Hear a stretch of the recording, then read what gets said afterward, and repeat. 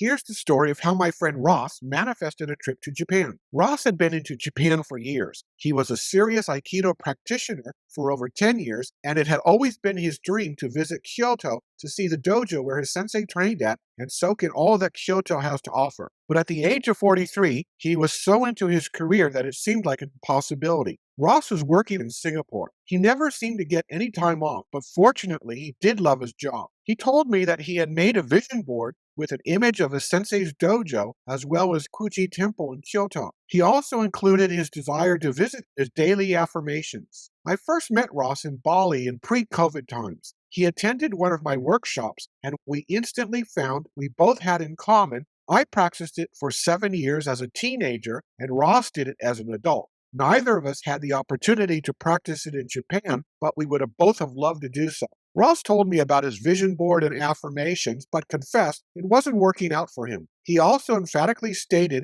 that visiting Japan, while nice, was not at the top of his list of desires. He was much more interested in getting ahead in his career and thought that since his main focus was on his career, he wasn't working hard enough at manifesting a trip to Japan. I suggested he not try to focus more on a trip to Kyoto, but focus on the feeling of what he would experience in Kyoto. I said, watch some YouTube videos by travel vloggers in Kyoto and soak up the scenes. Try to imagine what the weather would be like, the smells and the sounds. Imagine with as much detail and intensity as possible what you would experience and feel while in Kyoto. Make yourself the center of experience of your mental movie rather than describing your desire. Shift from I am visiting Kyoto to actually experiencing walking down the old streets of Kyoto, visiting your sensei's dojo, and how all this would make you feel. Knowing that Japan was closed off during COVID, Ross put off his mental movies. But last year he started them up again, and he emailed me with a lengthy,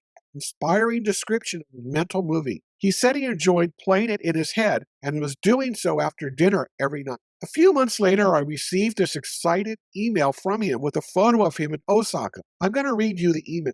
Hi, Chris. You might be surprised to know that I'm writing to you from a hotel room in Osaka. I followed your advice and mentally played the movie of my experience in Kyoto. Honestly, I did it more because I enjoyed the feeling it lit up in me rather than the intention. Trip to Kyoto. 3 weeks ago, however, my company sent me to Taipei, Taiwan for a 3-day training, then to LA for another 3-day training. While checking in at LAX for my return ticket, I learned that my airline had overbooked and I would either have to wait for 2 days in LA or catch a flight to Tokyo and wait there for 37 hours for a connection to Singapore. They blamed it all on COVID and not having enough airplanes in use. I said, well, book me a ticket to Tokyo. I thought it would be more fun than staying in LA. On the flight to Tokyo, I wondered if I could get down to Kyoto for a quick side trip. I asked the airline when I got to Tokyo, and they said my flight to Singapore would be in 37 hours, so it really wasn't worth a trip to Kyoto just for a day. I decided to get some work done and emailed my boss in Singapore,